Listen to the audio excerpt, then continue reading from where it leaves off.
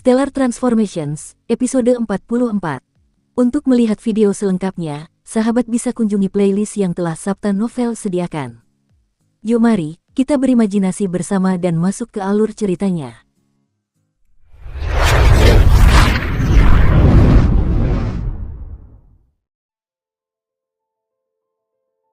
Saat ular piton air berwarna merah darah itu menembus lautan, tubuhnya yang besar membuat air di sekitarnya bergejolak. Kedua matanya yang merah, dipenuhi es yang menyeramkan, menatap lurus ke arah Qin Yu, yang berlari sangat cepat di depannya. Jarak di antara mereka makin lama makin pendek.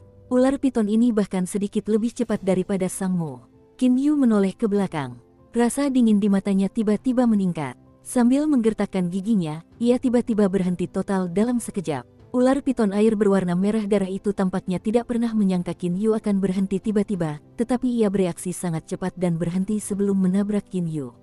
Dia menatap Qin Yu dengan mata merahnya lalu berubah menjadi manusia lagi dengan menggoyangkan tubuhnya. Sang Mo, aku sudah menemukannya. Tunggu saja dan siapkan palu petir itu, haha. Cage dengan puas mengirimkan pesan kepada Sang Mo melalui pemancarnya. Saat ini ia benar-benar yakin karena dengan merasakan aura Qin Yu, ia tahu bahwa tingkat kekuatan Qin Yu hanya berada di sekitar fase tengah tahap Jindan.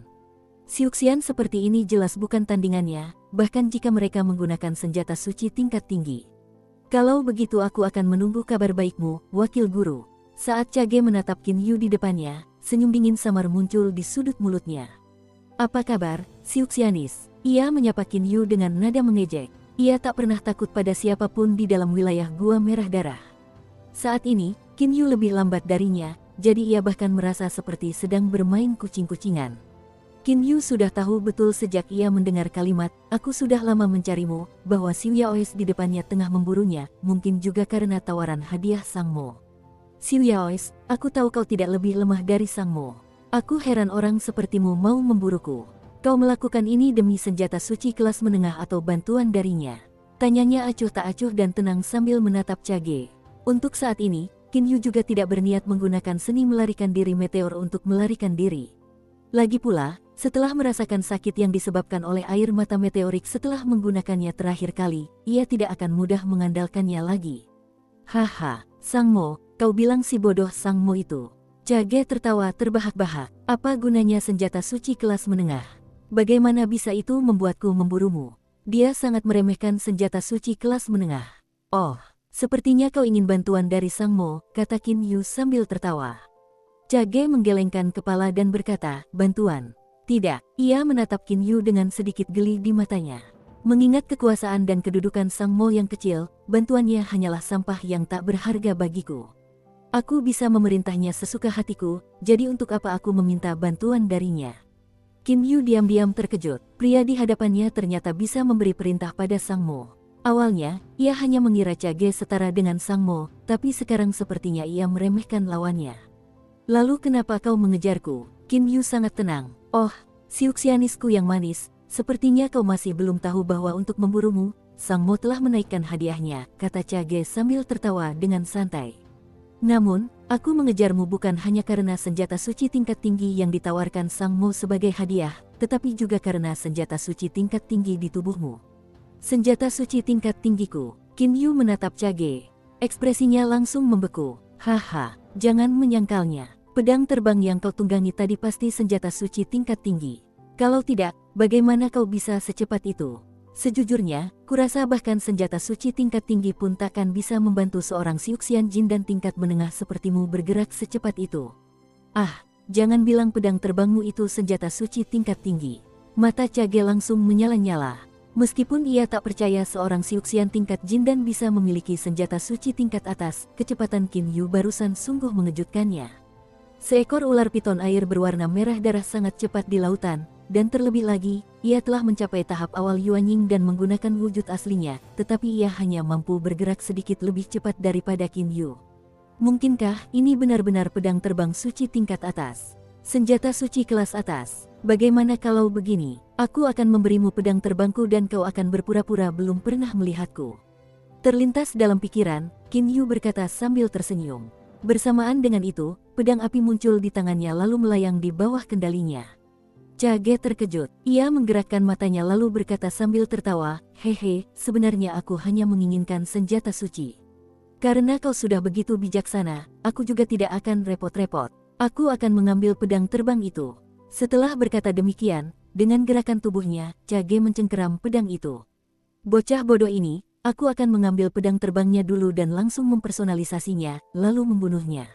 Bahkan dia merasa agak merepotkan harus melawan pengguna senjata suci tingkat tinggi. Sekarang setelah lawan telah menawarkan senjata itu kepadanya, ia tentu senang menerimanya. Menurut pemikirannya, lawannya hanya berada pada tahap jin dan pertengahan sehingga jiwanya juga tidak kuat, dan karenanya ia hanya membutuhkan sedikit waktu untuk secara paksa mempersonalisasikan pedang terbang itu. Tiba-tiba, energi bintang melesat keluar dari tubuh Qin Yu dalam sekejap mata dan membentuk pusaran nebula raksasa. Mata Qin Yu berkilat dingin. Nebula di dantiannya pun mulai berputar sangat cepat. Seluruh energi bintangnya telah dilepaskan. Lapangan bintang, beraninya kau. Melihat adegan ini, Chage tahu bahwa lawan ingin menyerang. Ia juga tidak bodoh untuk mengambil pedang terbang itu sekarang karena lawan dapat dengan mudah mengendalikan pedang itu untuk menyerang. Bodoh. Dalam sekejap, Qin Yu berubah menjadi beberapa ilusi.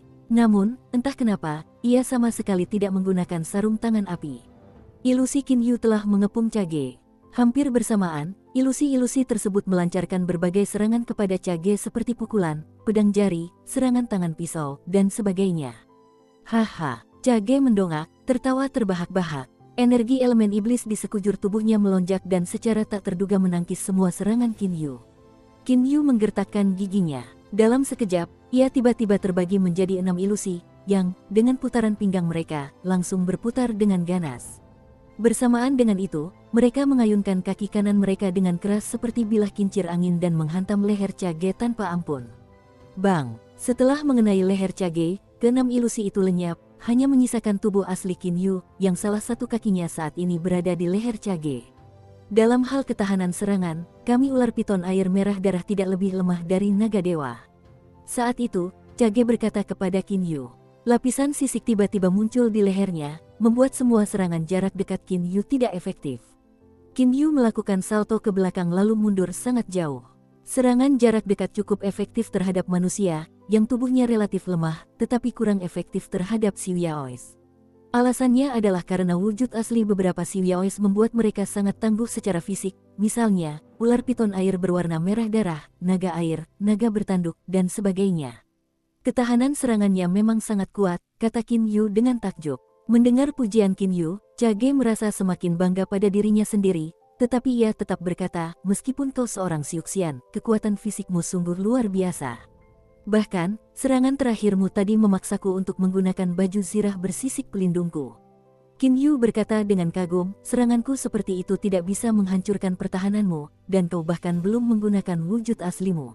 Memang benar para Xiuyaois jauh lebih kuat daripada manusia di tingkat kekuatan apapun. Tapi, aku tidak akan menyerah.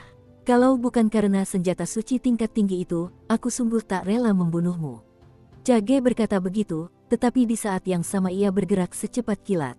Dua belati muncul di tangannya dan ia menusukkannya langsung ke arah Qin Yu. Bilah belati itu memancarkan cahaya hijau dingin. Racun yang mematikan. Mati saja, gumam Qin Yu dalam hati. Nebula di sekelilingnya kembali berputar sangat cepat. Medan bintang kembali diaktifkan, persis seperti yang baru saja digunakan. Ia mengendalikan pedang api untuk menangkis belati dan melancarkan dua pukulan ke arah Chage menggunakan tangannya. Chage tidak dapat menahan senyum tipisnya. Setelah mengalami serangan Qin Yu beberapa saat yang lalu, ia sudah tahu bahwa kekuatan serangan Qin Yu setidaknya tidak dapat melukainya. Agar aman, ia menutupi tubuhnya dengan lapisan pelindung bersisik yang terbentuk dari sisiknya.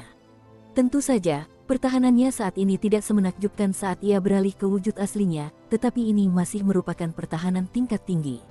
Ya, Qin Yu menggertakkan giginya erat-erat hingga darahnya pun mengucur deras. Seberkas cahaya dingin yang menakutkan tiba-tiba memancar dari matanya. Saat hendak menyerang Chage, tinjunya tiba-tiba terbuka dan berubah menjadi dua serangan tangan tombak asteris yang memiliki daya tembus paling kuat. Bersamaan dengan itu, sarung tangan api muncul. Daya tembus yang dahsyat, ditambah dengan senjata suci bermutu tinggi, sarung tangan api, sungguh tak tertahankan. Serangan tombak Qin Yu langsung menghancurkan lapisan pelindung bersisik itu, lalu menembusnya, bertujuan untuk menghabisi ular piton air berwarna merah darah ini dengan menghancurkan organ dalamnya. Namun, geraman. Begitu armor bersisik itu tertembus, serangkaian geraman dalam terdengar. Dalam sekejap, tubuh Chage tiba-tiba berubah menjadi ular piton air berwarna merah darah sepanjang 70 hingga 80 meter, yang langsung berusaha melilit Qin Yu, ingin mencekiknya sampai mati. Siuxianis yang licik, aku akan memakanmu. Suara geram Chage muncul di benak Qin Yu. Ia benar-benar murka, karena Qin Yu telah berkomplot melawannya 2 kali. Pertama kali, Qin Yu mengambil inisiatif dan melarikan diri di tengah percakapan dengannya. Kedua kalinya, Qin Yu tidak menggunakan sarung tangan api saat menyerang di awal agar ia salah memperhitungkan perbedaan kekuatan di antara mereka. Oleh karena itu, ketika Qin Yu menyerang lagi, Chage ceroboh dan harus membayar harga yang mahal untuk ini. Dengan gerakan tubuh yang gemetar, Qin Yu menghindari serangan lilitan ular piton itu bagai kilat. Ia lalu langsung berkata melalui indera sucinya, ular piton air merah darah, tadi kau beruntung aku tak bisa membunuhmu dalam sekali tebas. Tapi, meskipun aku tak menembus jantungmu tetap tersengat oleh daya tembusku dan terluka cukup parah, kan? Chage tentu saja terluka dan, lebih buruknya lagi, terluka sangat serius. Akibat serangan jarak dekat yang dilakukan Qin Yu pada percobaan serangan pertamanya, Chage salah menilai kekuatan Qin Yu. Ia mengira armor bersisik pelindungnya sudah lebih dari cukup dan bahkan tidak menggunakan energi elemen iblisnya untuk membela diri. Akibatnya, pada percobaan serangan kedua Qin Yu, dengan mengandalkan senjata suci bermutu tinggi, Flaming Gloves, Qin Yu berhasil menembus armor bersisik tersebut secara langsung dengan 2 serangan tangan tombak. Terlebih lagi, serangan tangan tombak itu tidak hanya menimbulkan kerusakan melalui tubuh fisik Qin Yu, tetapi juga melalui kekuatan penetrasi yang dibawanya, yang masuk ke tubuh Chage melalui dagingnya dan melukai jantungnya. Ya, kamu membuatku kesal. Ular piton air berwarna merah darah itu terus-menerus mengayunkan tubuhnya, mengguncang air di sekitarnya. Namun, seteguk darah tiba-tiba menyembur keluar dari mulutnya. Jantung adalah bagian vital, jadi meskipun hanya terguncang oleh kekuatan Qin Yu yang menusuk, ia telah terluka parah. Dengan ekspresi serius, Qin Yu membuat isyarat tangan lalu segera berteriak, Illusion Spreading Sword Art Starry Night. Pedang apinya terbang ke atas dan menciptakan area kabur dalam sekejap mata. Siluet pedang yang tak terhitung jumlahnya melesat lurus ke arah ular piton air berwarna merah darah dari area itu. Saat Qin Yu melihat pemandangan ini, senyum tipis muncul di wajahnya. Para Siuxianis, Siuyaois, dan Siumoa masing-masing memiliki spesialisasinya sendiri. Berbagai jenis ilmu pedang Siuxianis sungguh luar biasa. Sedangkan para Siumoa, mereka memiliki banyak senjata suci yang aneh namun sangat kuat. Qin Yu telah membaca cukup banyak buku rahasia Siuzen, jadi wajar saja jika ia juga mempelajari beberapa ilmu pedang. Seni pedang penyebaran ilusi merupakan seni pedang yang sangat penting untuk dipelajari oleh Qin Yu. Geraman, ular piton air berwarna merah darah itu menggeram dalam-dalam, lalu memutar kepalanya yang besar, menatap Qin Yu. Mata merahnya memancarkan cahaya merah yang terang. Dengan satu gerakan, kepala ular itu berubah menjadi kabur dan langsung mencapai wajah Qin Yu. Dalam hal kecepatan, kepala ular piton bahkan lebih cepat dari tubuhnya. Ci.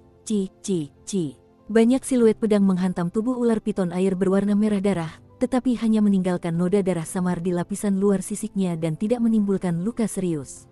Mengabaikan serangan-serangan ini, ular piton air berwarna merah darah itu membuka mulutnya yang besar, yang tampak seperti baskom berisi darah, dan menggigit Qin Yu. Bau busuk menyengat Qin Yu. Ia segera menggerakkan tangannya, menusukkan pedang api tepat ke bawah, ke arah ular piton air berwarna merah darah dengan sangat cepat dari atas. Sementara itu, memanfaatkan kekuatan air di sekitarnya, tubuhnya bergerak perlahan dan menghindari gigitan ular piton air berwarna merah darah. Ayah, seberkas cahaya merah menyala di sekujur tubuh Qin Yu. Ia memuntahkan darah dan langsung terlempar. Sialan, ekor ular piton ini bahkan lebih cepat daripada kepalanya. Sambil memuntahkan seteguk darah, ia bisa merasakan semua organ dalamnya terluka. Tadi ia hanya melihat bayangan merah samar sebelum ayunan ekornya mengenainya. Dibandingkan dengan kepala ular piton, ekornya 2 hingga 3 kali lebih cepat, sungguh mengerikan. Namun, saat ini, pedang api yang langsung menuju kepala ular piton itu sudah hampir mencapai sasarannya.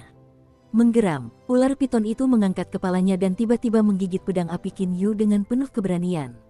Kilatan kekejaman terpancar di mata Qin Yu. Melalui pengendalian mental, ia mempercepat laju pedang api dan menusukkannya langsung ke mulut ular piton yang terbuka lebar. Jika kau menggigit, aku akan menusuk tenggorokanmu. Dia menjadi kejam. Jagoan. Seberkas cahaya kuning melesat keluar dari mulut ular piton dan mengenai pedang api tepat di depannya. Qin Yu kemudian menyadari bahwa pedang itu tiba-tiba menjadi jauh lebih berat dan kecepatannya menurun drastis, seolah-olah pedang itu tak lagi berada di bawah kendalinya.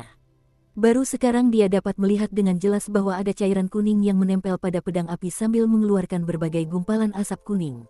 Catatan, dalam teks bahasa Mandarin, Qin Yu menggunakan 2 pukulan yang menonjolkan buku jari, yang dalam kehidupan nyata memiliki kekuatan benturan yang sangat lemah dan hampir sama sekali tidak berguna, jadi saya mengubahnya menjadi 2 serangan tangan tombak. Kita lanjut ke alur ceritanya. Melihat ada cairan beracun di pedang terbangnya, Qin Yu berpikir dalam hati. Api langsung muncul di permukaan pedang. Api kemudian membakar cairan beracun itu, menimbulkan suara cici. Sementara itu, Qin Yu dapat merasakan pedang api semakin mudah dikendalikan.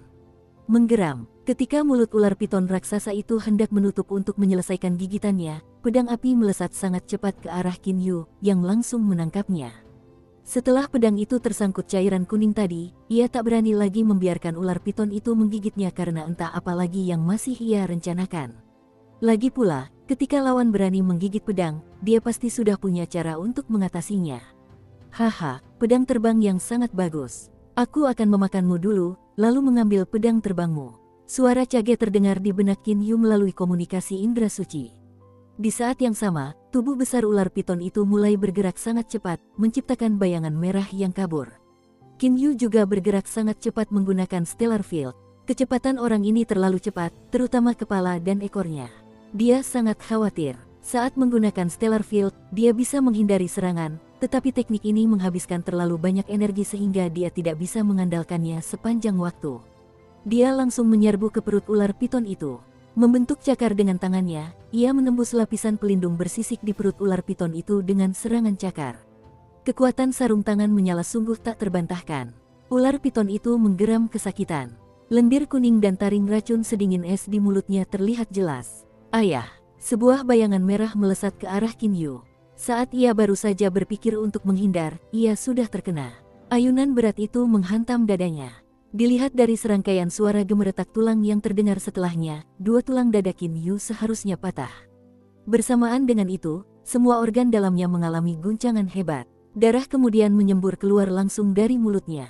Kalau begini terus, aku pasti akan dipermainkan sampai mati oleh ular piton ini. Kalau aku pakai jurus melarikan diri meteor, aku butuh waktu lama untuk pulih. Aku lebih suka mempertaruhkan nyawaku untuk melawannya. Saat pertama kali dikejar ular piton air berwarna merah darah, ia langsung menyusun rencana yang hanya akan digunakan dalam situasi genting. Dan saat ini, Qin Yu telah memutuskan untuk menjalankan rencana ini. Hewan, bagaikan cakar tajam, tangan Qin Yu menembus sisik ular piton air berwarna merah darah. Ular piton itu langsung menggeram kesakitan dan mengayunkan ekornya ke arah Qin Yu lagi. Namun, hampir bersamaan dengan Qin Yu menembus sisik, ia berbalik dan langsung mengenai leher ular piton tersebut. Sapuan ekor ular piton itu pun mengenai luka yang disebabkan oleh Qin Yu beberapa saat yang lalu. Geraman. Dukung terus channel YouTube Sabta Novel. Menyadari Qin Yu tiba-tiba telah mencengkeram lehernya, ular piton itu langsung marah. Ia membuka mulutnya yang besar dan berwarna merah darah, seperti cekungan, dan menggigit Qin Yu. Di saat yang sama, ia berpikir Qin Yu pasti akan menghindari serangan ini.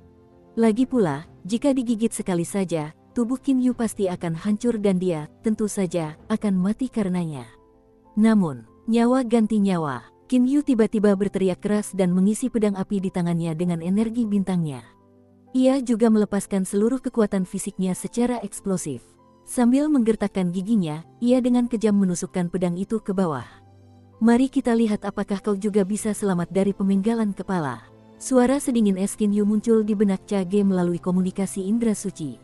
Ular piton air berwarna merah darah itu telah membuka mulutnya yang besar dan berwarna merah darah seperti cekungan. Taring-taringnya yang beracun terlihat jelas. Kini ia hendak menggigit Qin Yu, tetapi apa yang baru saja dikatakan Qin Yu membuatnya terkejut. Apakah dia masih bisa hidup setelah dipenggal?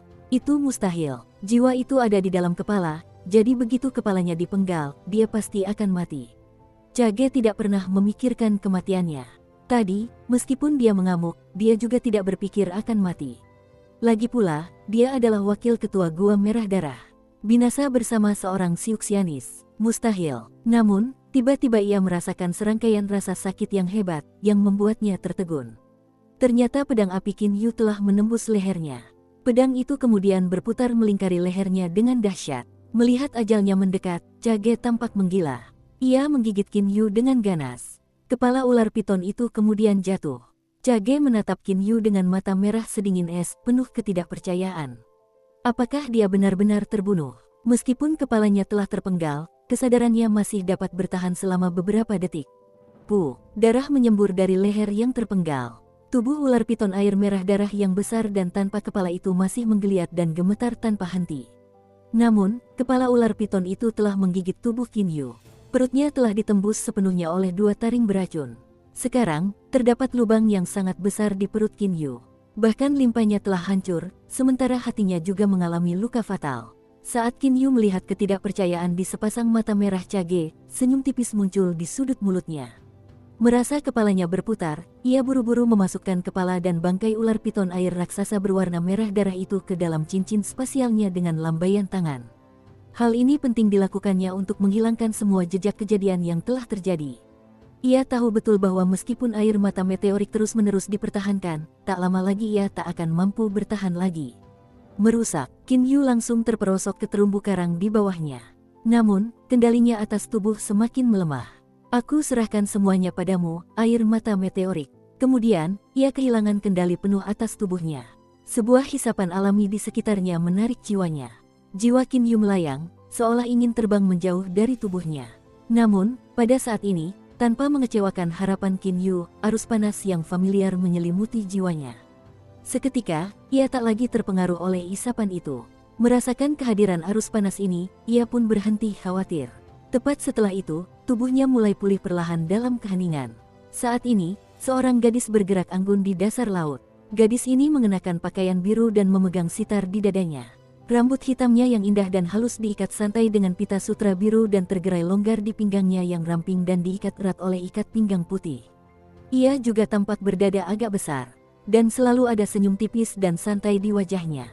Gadis berbaju biru itu tidak sedang menunggangi pedang terbang. Kelihatannya ia bergerak sangat lambat, tetapi sebenarnya gerakannya memiliki efek fantastis yang mirip dengan teknik memperpendek jarak. Hanya dalam beberapa saat, ia telah menempuh jarak ribuan kilometer. Entah berapa kali lebih cepat dari Qin Yu. Oh, tiba-tiba, gadis berbaju biru itu berhenti dengan anggun dan melirik terumbu karang tempat Qin Yu bersembunyi. Sepertinya ia bisa melihat menembus terumbu karang karena sedikit keheranan muncul di wajahnya saat ia mengamati. Setelah itu, ia kembali tersenyum santai. Dia kemudian melambaikan lengan bajunya, memperlihatkan lengannya yang indah seputih salju. Dan pada saat ini, jasad Qin Yu di terumbu karang juga menghilang. Setelah itu, gadis berbaju biru itu terus berjalan santai sambil memeluk sitarnya. Dalam sekejap, ia menghilang dari area ini. Di ruang rahasia Gua Merah Darah di Punggungan Merah Darah, Master Gua Merah Darah, Cha Hong, duduk bersila di atas tikar bulrus, terus-menerus menyemprotkan aliran energi elemen iblis ke kotak giok hitam yang melayang di depannya. Kotak giok hitam ini tampak sangat tua dan sederhana. Terdapat 2 kata yang hidup dan bersemangat di sampulnya 9 pedang. Cha Hong adalah pemimpin sejati wilayah seluas 8 juta li yang dikuasai Gua Merah Darah. Ia jauh lebih kuat daripada kedua adiknya. Tahap awal Dongsu. Inilah level kekuatan Cha Hong yang sebenarnya. Di dunia bawah laut para Siwiaois ini, di mana praktisi tahap Yuanying dianggap sebagai ahli kelas 1, seorang Siwiaois tahap Dongsu sudah pasti tergolong ahli super. Perlu diketahui bahwa bahkan 9 naga air iblis ungu dari Aula 9 Iblis, salah satu dari 3 kekuatan super bawah laut, semuanya hanya berada di tahap Dongsu. 100 tahun yang lalu, ketika Cha Hong mendapatkan kotak giok hitam ini, ia sangat gembira. Sejak saat itu, ia menyerahkan semua urusan Gua Merah Darah kepada kedua adiknya. Sebaliknya, ia sendiri sering menjalani sesi pelatihan tertutup sejak saat itu, yang masing-masing berlangsung selama beberapa tahun. Kali ini, dia telah menjalani sesi pelatihan tertutup tersebut selama 3 tahun. Setelah menghela napas, Cha Hong berhenti memancarkan energi elemen iblisnya dan memeriksa kotak giok hitam itu. Ia berkata sambil mengangguk pelan, tidak akan lama lagi. Aku akan berhasil dalam 3 tahun. Aku sudah berusaha keras selama 100 tahun, jadi 3 tahun lagi bukan masalah besar. Untuk membuka kotak giok hitam ini, Cha Hong telah menguras energi segelnya selama 100 tahun terakhir. Bahkan segel penghilang debu yang sederhana saja sudah sangat tangguh. Segel itu pasti sangat kuat. Wajah Cha Hong penuh kekaguman. Pantas saja dia abadi. Dengan kekuatan ini, satu lambaian tangan saja sudah cukup untuk menghancurkanku. Segel penghilang debu adalah salah satu segel terendah di dunia Xiuzhen dan umumnya digunakan untuk mencegah debu. Seberapa kuatkah segel pencegah debu? Jika segel ini tangguh, sekali diserang, ia akan membalas. Namun, segel penghilang debu ini hanya melindungi objek agar tidak kotor oleh debu dan tidak dapat membalas. Untungnya benda itu tidak dapat membalas, kalau tidak Cha Hong tidak akan dapat membuka kotak giok ini mengingat tingkat kekuatannya. Meskipun segelnya paling sederhana, Cha Hong harus sangat gigih dalam menanganinya. Selama 100 tahun terakhir, ia sering menjalani sesi pelatihan tertutup untuk menguras energi segel sedikit demi sedikit, namun segel itu tetap tidak kehabisan energi setelah sekian lama. Wilayah abadi Penglai, penjara iblis api ungu, istana naga biru, aula 9 iblis, rumah air biru, mungkin tak seorang pun di antara kalian yang mengira salah satu dari 9 pedang ada di tanganku. Suatu hari nanti, dunia bawah laut para Xiuyaois pasti akan memiliki 4 kekuatan super, bukan 3. Mata Cha Hong berbinar-binar. Dia punya ambisi di dalam hatinya, tetapi dia harus bergantung pada kotak giok hitam ini untuk mencapainya. Tapi kekuatanku saat ini masih belum cukup. Setidaknya aku harus mencapai tahap akhir Dongsu agar bisa bernegosiasi dengan mereka. Sekarang, yang terpenting adalah bertahan dalam diam. Aku tidak bisa membiarkan mereka tahu aku punya kotak giok. Cha Hong ingat bagaimana ia bisa mendapatkan kotak giok hitam ini. Setelah memikirkannya lagi, dia yakin bahwa dia telah menyingkirkan semua orang yang tahu tentang kejadian ini dan sama sekali tidak akan ada masalah. Cha Hong tidak bisa disalahkan atas kehati-hatiannya karena jika negara adidaya seperti Istana Naga Biru dan Aula 9 Iblis mengetahui harta karun ini, mengingat kekuatannya saat ini, ia tidak akan mampu mencegah mereka merampoknya. Sungguh bencana jika mendapatkan harta karun tanpa kekuatan untuk menyimpannya. Oleh karena itu, Cha Hong harus bersembunyi. Buk, buk, buk. Tiba-tiba, suara ketukan terus-menerus terdengar di pintu batu di luar ruang rahasia. Sepertinya seseorang sedang memukul pintu itu berulang kali. Cha Hong sangat marah. Tidak seorang pun diizinkan mengganggunya selama sesi latihan tertutup. Karena ia sering tinggal di ruang rahasia ini untuk menguras energi segel, ia selalu gelisah. Begitu seseorang mendekati pintu, ia akan merasa khawatir. Siapa? Mengetuk pintu saat latihanku, apa kau mau mati? Suara Cha Hong yang dalam dan kuat keluar dari ruangan. Kepala gua, situasi kita sangat buruk. Seorang wakil ketua sudah meninggal. Dengan gerakan tubuhnya, Cha Hong menghilang dari ruangan dalam sekejap, dan kotak giok hitam itu juga menghilang. Di luar ruangan, 3 penjaga berdiri dengan hormat di pintu batu. Raut wajah mereka tampak sangat cemas saat ini. Cici, pintu batu terbuka. Master Gua Merah Darah, Cha Hong, keluar dengan raut wajah muram dan muram. Ia langsung berteriak kepada ketiga penjaga, katakan, siapa yang mati? Ceritakan semuanya secara detail. Penjaga berbaju zirah perak di antara mereka maju ke depan, berkata, Kepala gua, Wakil Kepala Cha Ge, dan Wakil Kepala Cha Po pergi berburu seorang Xiuxianis 3 bulan yang lalu. Sekarang Wakil Kepala Cha Ge sudah mati. Berburu seorang Xiuxianis. Meskipun Cha Hong sangat marah atas kematian adik laki-lakinya, ia tetap sangat tenang. Untuk menangani masalah serius dengan sukses, ia jelas tidak boleh kehilangan ketenangannya begitu saja. Penguasa gua, beberapa waktu lalu, putra penjaga Sang Mo dibunuh oleh seorang Xiuxianis. Kemudian, penjaga Sang Mo mencoba mengejarnya, tetapi penjaga Sang Mo benar-benar tidak kompeten. Ia tiba-tiba tidak dapat menangkap Xiuxianis tersebut dan tampaknya beberapa anggota klannya bahkan terbunuh oleh musuh. Sang Mo kemudian menawarkan hadiah bagi siapapun yang berhasil menangkap Xiuxianis tersebut. Hadiah itu adalah senjata suci tingkat tinggi, palu petir. Penjaga berzirah perak itu menjelaskan secara rinci tentang kejadian tersebut. Setelah mendengarkan, Cha Hong mendapat gambaran kasar tentang apa yang telah terjadi. Kakak ketiganya selalu menginginkan senjata suci bermutu tinggi, tetapi mendapatkannya lebih mudah diucapkan daripada dilakukan. Meskipun Cha Hong dulu memiliki senjata suci bermutu tinggi, ia kemudian memberikannya kepada kakak keduanya, Cha Po. Ia melakukan ini karena ia merasa Cha Po kuat. Senjata suci tingkat tinggi akan sangat meningkatkan kekuatan Cha Po dan menjadikannya ahli di pihaknya. Namun, jika ia memberikan senjata itu kepada saudara ketiganya, yang masih berada di tahap awal Yuanying, senjata itu akan sia-sia. Cha Ge selalu menginginkan senjata suci bermutu tinggi jadi tidak sulit membayangkan mengapa dia beraksi kali ini. Kakak ketiga sudah meninggal, lagi pula, dia bahkan pergi bersama kakak kedua. Mungkinkah Siuxianis itu sangat tangguh? Tanya Cha Hong ragu. Penjaga berbaju sirah perak berkata, Siuxianis itu sangat lemah. Dia bahkan belum mencapai tahap Yuanying. Sang Mo tidak bisa menangkapnya hanya karena dia terlalu cepat. Aku benar-benar tidak mengerti bagaimana wakil ketua bisa terbunuh.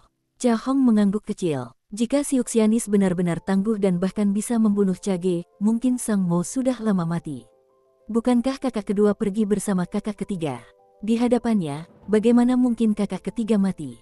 Kata Cha Hong lantang. Penjaga berbaju sirah perak itu menggelengkan kepala dan berkata, entahlah, tapi wakil Master Chapo seharusnya baik-baik saja karena kepingan giok jiwanya masih utuh. Begitu aku mengetahui kematian wakil Master Chage, aku buru-buru datang ke sini untuk mengabarimu, jadi aku belum sempat bertanya pada wakil Master Chapo. Cha Hong mengeluarkan pemancar. Kakak kedua, kakak ketiga sudah meninggal. Apa yang kamu lakukan? Saat ini, Chapo, yang mengejar Xiao Hei, juga dipenuhi amarah.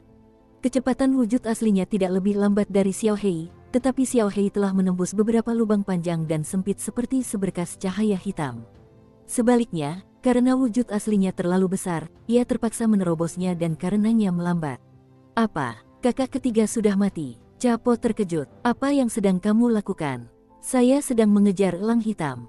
Cepat kembali dengan kecepatan penuh untukku. Pesan Cha Hong mengandung amarah yang luar biasa. Mengetahui bahwa saudara ketiganya telah mati dan melihat kakak laki-lakinya begitu marah, Chapo mengabaikan elang hitam menjijikkan itu dan bergegas kembali ke Gua Merah Darah dengan kecepatan tercepatnya.